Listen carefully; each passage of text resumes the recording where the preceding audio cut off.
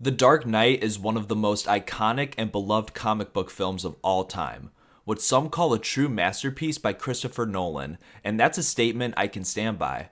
I mean, let's be honest, what hasn't been said about this movie already? I know I'm not the first person to make a video on this or possibly break down the things I'm going to talk about, but because I am a huge film lover and primarily talk about movies on my channel, there's no way I couldn't talk about The Dark Knight at some point. This is one of my favorite movies of all time and hands down my favorite superhero film. I think everyone can agree that there isn't anything else really like it. In this video, I'm going to break down on what makes The Dark Knight the greatest superhero film. Remember when The Dark Knight was nearing its release date back in 2008?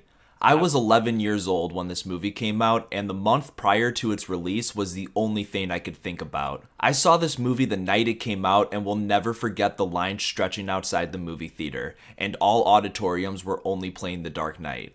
It was a really big deal and the most talked about thing for a long time after its release.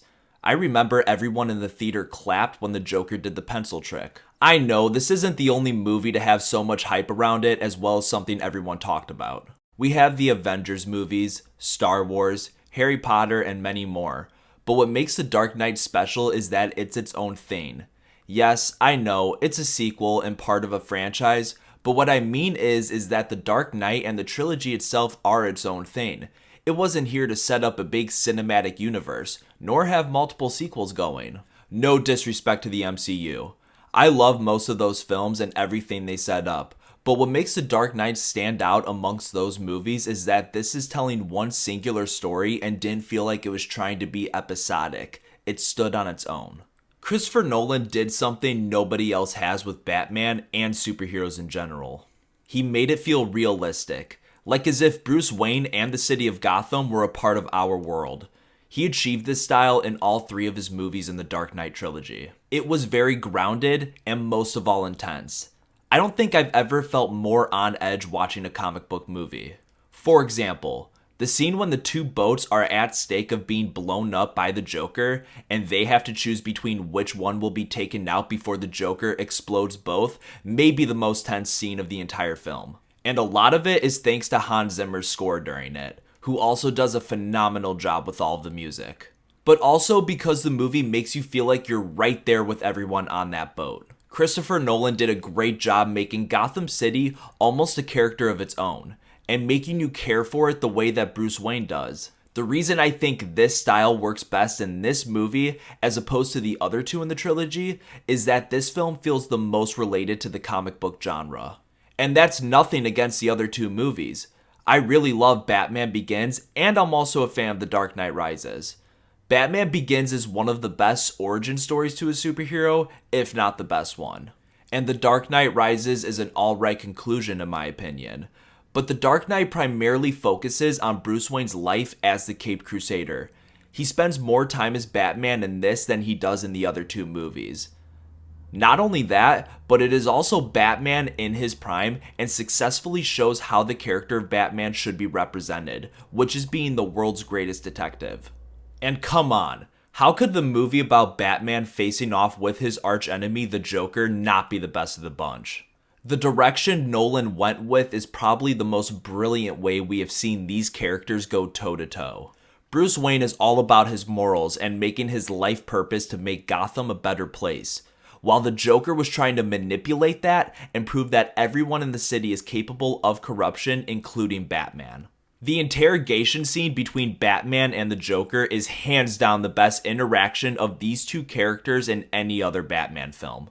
It was the first moment of really seeing these two characters interact with each other as the Joker explains to Batman his philosophy and how they really aren't so different. And the thing is, the Joker is absolutely right. Because right after that, the Joker makes Batman hit his breaking point, and he starts brutally punching the Joker to the point where it seems like he will lose control and end up killing him. And the Joker just laughs it all away, and gives Batman the perfect response, which is, "You have nothing to threaten me with, nothing to do with all your strength." Which is correct, because the second Batman kills the Joker wins. It isn't a physical war. It's a psychological one, leaving it at Batman's disadvantage. But Batman isn't fully unbeatable. The Joker says it best when he tells Batman, this is what happens when an unstoppable force meets an immovable object, making it the greatest on-screen fight between Batman and the Joker. Let's focus on the Joker more for a moment. This is a tough one because everything that has been said about the Joker and Heath Ledger's portrayal has already been said by many. But it's true. How can it not be?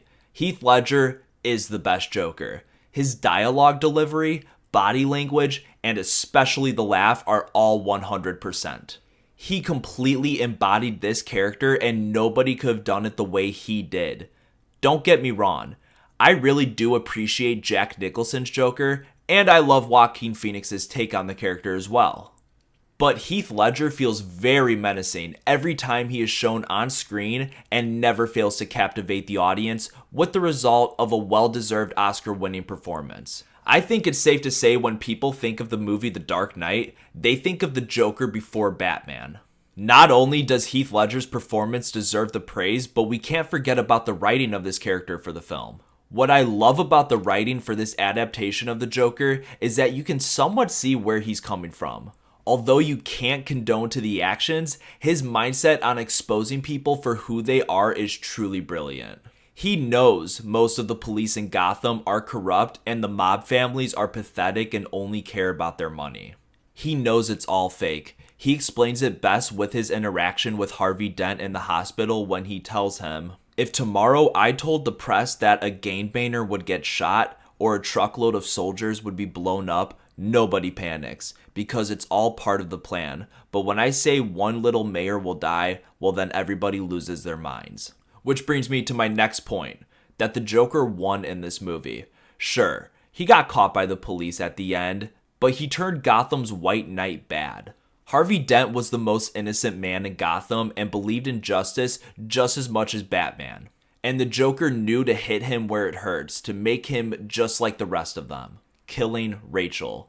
The best villains are the ones that see themselves as the hero and truly think they are doing the right thing. Like Thanos, for instance. Even though the actions they are committing aren't correct, you can still see things in their perspective. I also don't agree when people say things like, this isn't how the Joker is, or he is just a terrorist, not the Joker. I disagree. Sure, the writers didn't base much off source material for this movie, but the personality of this adaptation is 100% true to the character. He feels he and Batman have a strong relationship and they are destined to do this forever. And how everything is truly a joke in his opinion and laughs at everybody's moves. That's actually entirely the character of the Joker, so to say this version isn't true to the comic character is false. Sure, he didn't fall into a vat of chemicals, but that wasn't the point of where this was going. What Nolan did was he took a comic book character and made it believable. Like this psychopath could be walking around our streets in our world. All Nolan did was add realism to the Joker, yet still kept the characteristics. The Dark Knight is full of terrific talent all around. With the superb performance by Heath Ledger as the Joker and Christian Bale as Bruce Wayne, another role I'd like to point out that is extremely underrated and overlooked is Aaron Eckhart as Harvey Dent. He does not get the praise he deserves. He is very charismatic, and you could see that he is probably the most trustworthy person in the city besides Bruce Wayne and Gordon. And you could tell he is passionate about making Gotham a better place. It is extremely mesmerizing when he becomes Two-Face. The makeup and CGI they use is breathtaking in the most terrifying way. I'll never forget when I first saw it in theaters and I shook a little bit. And for a movie that came out over a decade ago, the CGI hasn't aged a bit. Eckhart's performance when he becomes Two-Face is phenomenal. It's bittersweet, because it's honestly not his fault for the dilemma he's in, so you feel kind of sorry for him. But he feels almost as menacing as the Joker. I think Eckhart did just as amazing of a job with his role as Bale and Ledger did with theirs. And that goes for the rest of the cast. Gary Oldman as Jim Gordon, Morgan Freeman as Lucius Fox, Maggie Gyllenhaal as Rachel, and of course, Michael Caine as Alfred.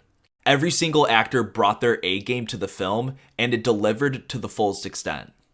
In conclusion, The Dark Knight did everything correct with all the things they brought to the table and to the big screen. From a gripping, intense beginning of the Joker and his henchmen robbing a bank, to a satisfying end of Batman sacrificing his reputation to save the soul of Gotham. The style, the music, the directing, the writing, the acting, the tone, the execution. These are all the reasons why The Dark Knight is the greatest superhero film ever made. I am the Entertainist, and thank you for watching.